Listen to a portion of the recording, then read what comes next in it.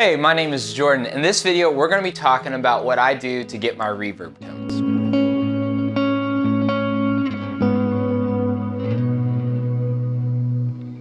So reverb can be a tricky thing. I think oftentimes, especially in worship, we want to create as much reverb as we possibly can. There is a tendency to get to a place where things become, what I'm going to use the word is splatty. I mean, you can see some other people on YouTube will also say the same thing. But basically what happens is if you have too much reverb on, what ends up happening is your sound, it sounds like it's just bouncing off a bunch of walls, and it sounds really messy. It sounds really, really dirty. And that's not what we're trying to go for. So there's a couple concepts and a couple goals that I try to do when I create a reverb setting, and what I try to do. First, I always have reverb on. There's never a time where I'm playing guitar that doesn't have reverb. Even if you're playing in a room that has lots of natural reverb, I think it really helps to fill out your sound to make sure that you have a reverb always on. Maybe you can do this through your tube amp and you just turn the reverb up just a little bit. Always have a reverb on. It sounds great. Really, one of the reasons why is if I play, I'm going to turn my reverb off here on my Kemper. If I play a sound with no reverb, it sounds unnatural.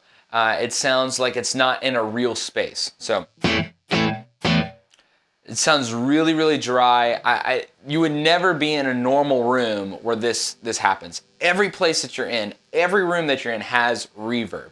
So if I turn this on, now again, this is a really simple, this is a really tight reverb. So I'm not trying to be noticed. I'm not trying to make it sound like there's reverb, but I'm trying to make it sound like a real space. Off. And then on.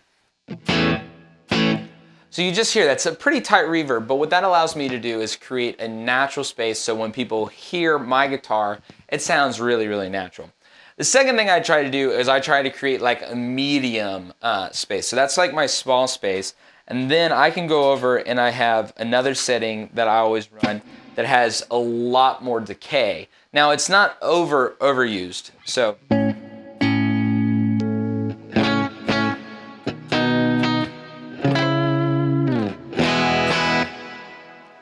at this point, what I've done is I've created a same setting. Now, for all of these settings, what I'm trying to do is I set it all up with a hall reverb setting.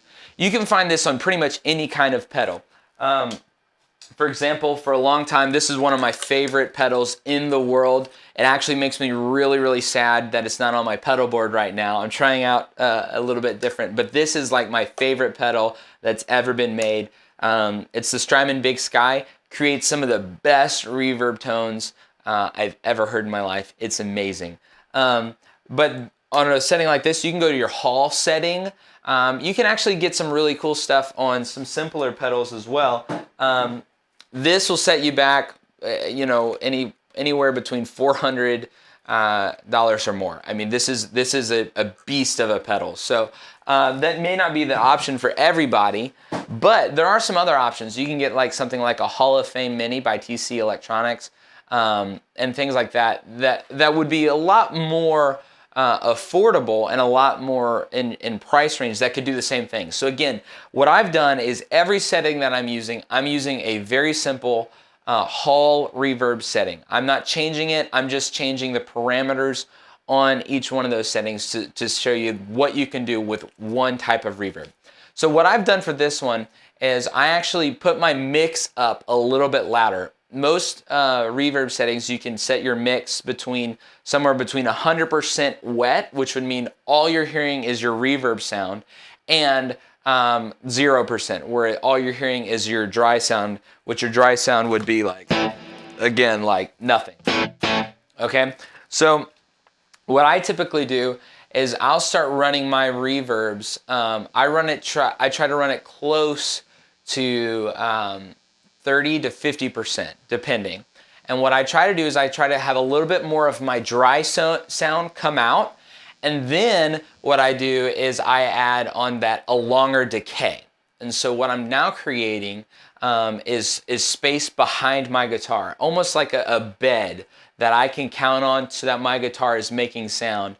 So this is my medium sound. Now, of course, my tight sound, I really like to do if I have to do something like funky, or like I play a lot of different styles. So, but if I'm doing something like,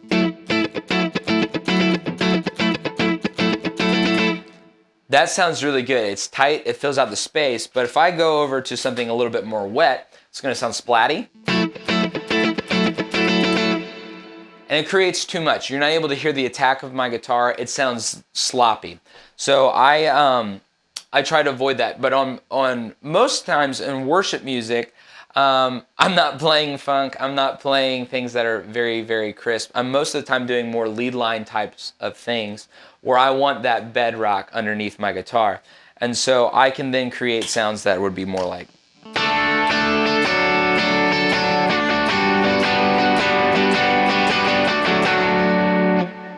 So that's with reverb, with it off.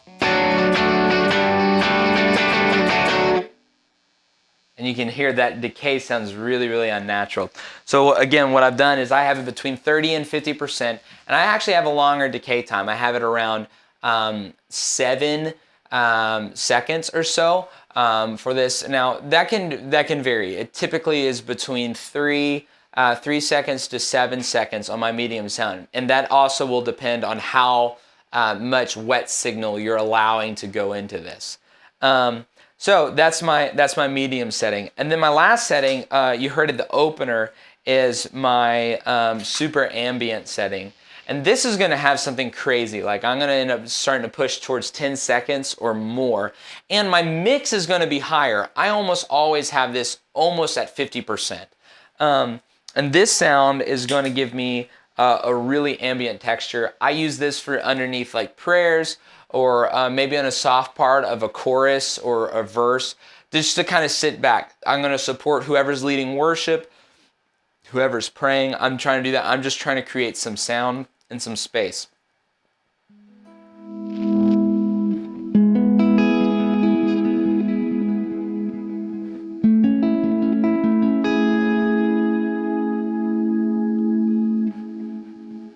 And you can hear that the decay is pretty long here, but also you're noticing that you can still hear the attack of my guitar. And that's because I still have my effects sound around 50%. I still want you to be able to hear the notes that I am playing. That's really important. Now with that, I can still do swells. And so if you're doing a swell, what you typically need is a volume pedal, and then you take your volume pedal, you roll it all the way off, and then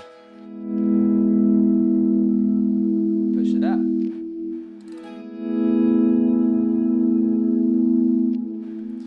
Now, if I couple that with a delay pedal, which we'll cover in another video, you'll find that you can create really, really great ambient textures that go crazy.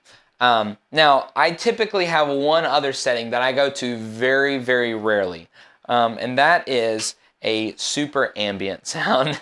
And I do this typically only when I'm doing swells. This is the only case that I would want to do that. Otherwise, it becomes very splatty, as I used earlier. You can hear that. So that's very heavy mix. I end up going past the 50 mark, and I start going closer to like 60% of my wet signal. And so my dry signal is now being pushed under, and my decay time is definitely long. And so what I end up at this setting though is being able to do really great swells. I'm going to go ahead and kick on a delay as well, but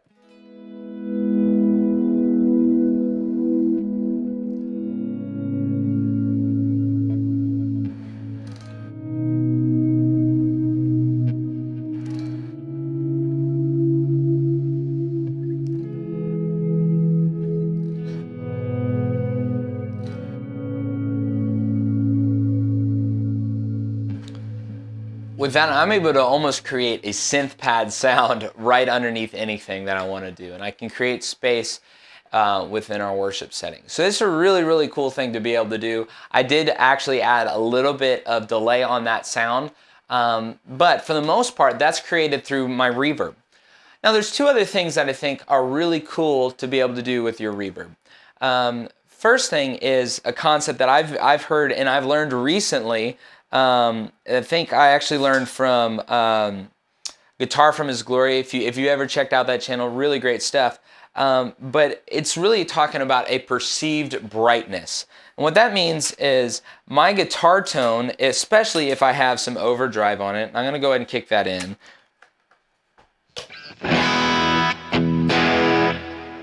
I can actually have a rather dark sound if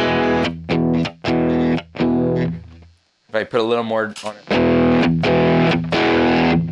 So it sounds really dark, and if I add a reverb to it,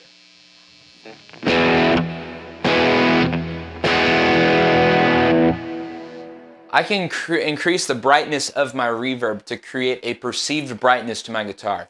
Then my guitar is never really punching you in the face. It sounds very nice, sounds very natural, but the brightness of the reverb helps it sit in the mix and also helps it be able to be heard naturally. Now the other thing is, another one of my friends recently was joking that reverb is always in stereo. It's always naturally in stereo. And so if you have a mono reverb, it's not going to sound as natural. It'll create space, but the moment that you're able to have a stereo reverb, all the settings that I've done today have been in stereo. What you're able to do is then create a great wide range in your reverb sound. It sounds natural because anywhere that you're at, every room, you have two ears, and therefore you're having reverb in stereo. So a couple ways to create this sound is, one is to actually run two different amps. Now that might be a little extra for people, but a lot of reverbs have two outputs. And so what you would do, especially on something like the Big Sky here, you would actually go out of the left and the right out, and you would take that and push that to two different amps. That would create a stereo field, and whatever mix you have, you would pan one hard right and one hard left. So all the way left, all the way right, create as big of a stereo field as you possibly can. Now, that's with two amps. That might be a little bit challenging. Now, another way that you can do that is if you have something like an effects loop. You can run things out of the effects loop, which will then create an opportunity for your amp to split out in left and right. Now, my Kemper has that. I've been using the Kemper for a little over a year now, and I love it. It's great. And one of the things that it has on the back is I have an effects loop. When I was using my reverbs and delays in stereo on the board, what I would do is I would actually send a signal there, and I would send a cable back, go through the pedal board, it would split out into two, and then have two back into the Kemper. That was a lot of cables. But what that allowed me to do is have my reverb in stereo, because then I had two outputs of my Kemper to be able to go to the house, and they would pan it hard left and hard right. And it sounds really great. It creates a really great space in the room and allows your guitar to sound bigger. One other way that you could do this is you could actually, if you have a regular tube amp, you could go a little bit different and run out of your mic from your tube amp into your pedals. You would have to get a couple different adapters, but I've done it before, and then you're able to split out your signal left and right from your pedal, and you would be direct out into the house. So those are some of the tips that I try to do for reverb. I try to have a tight sound where it sounds like a small room. I try to have a medium sound where I kind of create a little bit of a bed under me, and I try to have a really big swell sound. That's what I try to do when I'm trying to play lead guitar in a worship setting. Thanks so much for watching. Hey, thanks so much for watching to the very end of the video. If there was something in this video that we didn't cover that you would love to know more about, let us know down in the comments. And be sure to subscribe to us, like this video, so you can see more content that is like this.